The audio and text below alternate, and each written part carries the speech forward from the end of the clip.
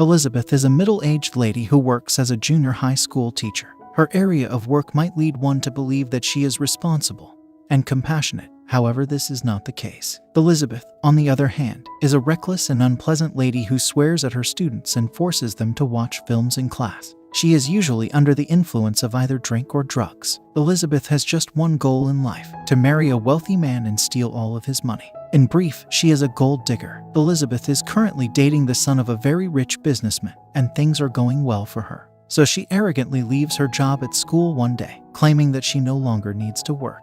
When she gets home, she finds her lover and his mother waiting for him. In an unexpected change of circumstances, the guy claims he no longer wants to marry her. He has finally realized that Elizabeth is solely concerned with his money. She has been stealing money from his wallet, his workplace, and even his mother's room for months in order to buy enjoyable items for herself. Elizabeth tries to explain that this is not the case, but he refuses to listen and storms off. This puts Elizabeth in a difficult predicament. Her ambition of becoming wealthy has not only been dashed, but she is now out of work. Elizabeth looks for work for a few months, but no one hires her since she lacks skill. Finally, she overcomes her pride and returns to her former workplace, the junior high school. On her first day, she runs across her old competitor, Amy Squirrel, and the two exchange harsh remarks. It is clear that they both hate each other terribly. Elizabeth then returns to her classroom, where the pupils are overjoyed to see her. But she couldn't care less. She doesn't even teach them anything, and instead begins eating breakfast there. When the pupils begin to want fresh lessons, she switches on the television and forces them to watch Stand and Deliver, claiming that it will help them better their scores. She then pulls her jacket over her face and falls asleep in class. During the lunch break, Elizabeth reconciles with Lynn, a fellow teacher and her lone friend at school. The two talk about their personal lives, and Elizabeth admits that she plans to have breast enlargement surgery to make herself more attractive to wealthy men. Meanwhile, we are introduced to the school's gym instructor, Russell. He has had a great crush on Elizabeth since the beginning, but she never interacts with him. This is due to the fact that he lacks the main attribute she searches for in men: money. One day, a handsome guy named Scott joins the school as a substitute teacher, and when Elizabeth learns that he is wealthy, she immediately starts circling him. She runs into him at just the right time and introduces herself. She then skillfully forces him to divulge his relationship status, which is single. Scott reveals that he recently broke up with his lover and even shows a photo of her. When Elizabeth sees it, she is envious since the girl has a huge chest. She also believes Scott exclusively likes those ladies, so she decides to have breast enlargement surgery. In the following scenario, Elizabeth arrives at a clinic and prepares to fill out the surgical form. But when she discovers that the treatment would set her back $9,000, she instantly cancels. Elizabeth doesn't even have $50 in her bank account, so she'll have to wait for now. That night, she phones all of her friends and acquaintances in the hopes of receiving a donation for the procedure. However, because they are all aware of her actual nature, they just hang up on her. The following morning in class, while Elizabeth continues to pass the time as usual, one of the pupils approaches her and asks if she wants her car washed. She continues on to say that the entire class will be taking part in the yearly car washing event, which will be a lot of fun. Elizabeth doesn't even pay attention to her remarks, but when the pupil tells that they made $6,000 the previous year, she is taken aback. Elizabeth then inquires as to whose teacher is taking them to the event, only to discover that it is none other than her arch-enemy, Amy. Despite the setback, Elizabeth is determined not to miss out on such a good chance, so she goes to the principal's office and begins charming him with her beauty. When he grows excited, she begs that he put her in charge of the car wash activity rather than Amy. He agrees without hesitation, much to her joy. The next morning, Elizabeth dresses for the function in the most exposing gown she can locate. She then begins washing the cars while splattering water all over her body. The ladies are shocked, but the males are pleased with what they see. Even a police officer is smitten by her attractiveness, so much so that he collides with another vehicle. Elizabeth then demands more funds from the guy, alleging that her institution is in desperate need of additional supports for its children. Surprisingly, the strategy succeeds, as she is able to earn about $10,000 by the end of the day. Elizabeth donates half of it to school, while keeping the other half for herself.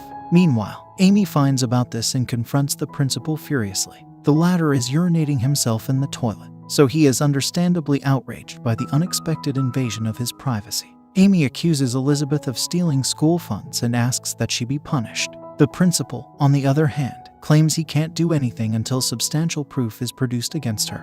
The next day is the annual parent-teacher meeting at school. many parents have queued up in Elizabeth's class, since they are all upset with how their children are being taught. They confront Elizabeth and want to know why she never teaches lessons and instead constantly plays films in class. "Don't tell me how to perform my job," she simply responds. When the conference concludes, a worried parent approaches Elizabeth and quietly slips her $200 begging that she pay special care to his kid.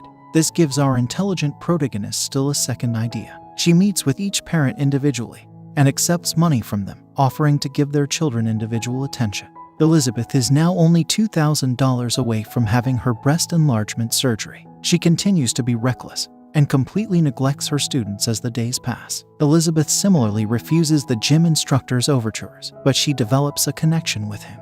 Amy, on the other hand, has begun to pursue the affluent and attractive Scott. Elizabeth is envious since the two have become close and are usually together. Lynn, her best friend, informs her one day that the school is planning a competition for teachers. Whoever gets their children the highest grades on the forthcoming state test will receive a $5,000 cash award. Elizabeth is overjoyed when she hears this and decides to finally begin instructing her kids. So, starting the next day, she arrives early to class and forces everyone to read their books, surprising them. Elizabeth also makes certain that they have homework and daily tasks. She doesn't even allow them to talk in class. This continues for a few days, and the pupils improve significantly. Nonetheless, it is still insufficient to pass the impending state test, which is only a few days away. Elizabeth resolves to take matters into her own hands since she is determined to earn the $5,000 cash reward. That night, she dresses attractively and approaches Carl, a state professor in charge of making and distributing exam questions. The scheme succeeds, as the man is immediately attracted and takes her to his home. When Carl goes to his room to prepare, Elizabeth mixes his drink with medication for sleep, which he later consumes and falls asleep. Elizabeth takes advantage of the occasion and grabs the questions from him to distribute to her pupils. The next week, the test results are released, and all of her students pass with excellent scores, crowning her triumphant. Elizabeth wins the $5,000 cash prize, and now she has enough money to have the surgery done. So, without further ado, she rushes to the clinic and makes an appointment. The next day, though, she is disappointed to discover that Scott has begun dating Amy. They look to be madly in love with one another. Elizabeth is furious that her rival has wrecked her plans yet again, but she refuses to give up. The next week, the school will take all of the pupils on a tour, with Scott and Amy in charge. When Elizabeth hears of this, she devises a clever strategy. She injects a juicy apple with a drug and sets it on Amy's table, knowing how much she enjoys the fruit. Amy, as usual, bites into the apple without even asking where it came from. Her face is covered in rashes and allergies by the evening. The principal picks Elizabeth to replace her on the trip because she is afraid she may transmit it to the pupils. In the following scene, Elizabeth seizes the chance and grows close to Scott. They even have hidden intimacy that night. In the meantime, an envious Amy begins seeking for evidence to remove Elizabeth from school. She walks to class and attempts to scan her desk, but most of the drawers are locked. As a result, Amy exchanges her desk with Elizabeth's and then has a caretaker unlock the drawers. She is ecstatic when she discovers the question papers that Elizabeth stole from Carl. Amy then goes to the principal's office and tells him everything about Elizabeth's cheating to assist her kids earn excellent scores. This time, the principal believes her, but he also states that until Carl admits to the narrative, he can only dismiss Elizabeth. Amy meets Carl in his workplace the next day and blackmails him into divulging everything. She threatens him that if he does not, she would publicly disclose all of his wrongdoings. The unfortunate guy reluctantly accepts. Elizabeth is having a fantastic time with the students on the trip. She even helps one of the tormented lads gain popularity by lending him her pants. Russell is really impressed when he sees this. He compliments Elizabeth on her generosity, and she compliments him on his honesty and beautiful appearance. However, their passionate talk is forcibly interrupted when Amy appears on the scene and teases Elizabeth that she will be jailed shortly. Hearing this, our protagonist realizes that the stolen exam papers have been discovered, so she devises her own scheme. When she gets home, she buys her roommate and instructs him to deliver a gift to Earl. When he opens the gift, he discovers many naked images of himself that Elizabeth had allegedly snapped when he was knocked out. She now demands him to make a fake confession in exchange for keeping his images hidden. Carl is now in a difficult predicament since both females are blackmailing him with their demands. But after much deliberation, he sides with Elizabeth and lies about never having met her. Then Elizabeth speaks up, claiming that someone in the school has been taking opioids in class. It is stated here that she had previously realized Amy had switched desks while she was away. The lower drawer houses the exam papers, while the upper drawer has the drugs. Amy has no idea what's in this drawer because it's still closed. As a result of Elizabeth's statements, numerous officers raid the school and begin inspecting all of the desks. When Amy's time comes, the drugs are discovered and she is quickly arrested. This effectively ends the fight between the two females. Scott approaches Elizabeth in the closing scene and asks her out on a date, professing his feelings for her. Surprisingly, she declines him.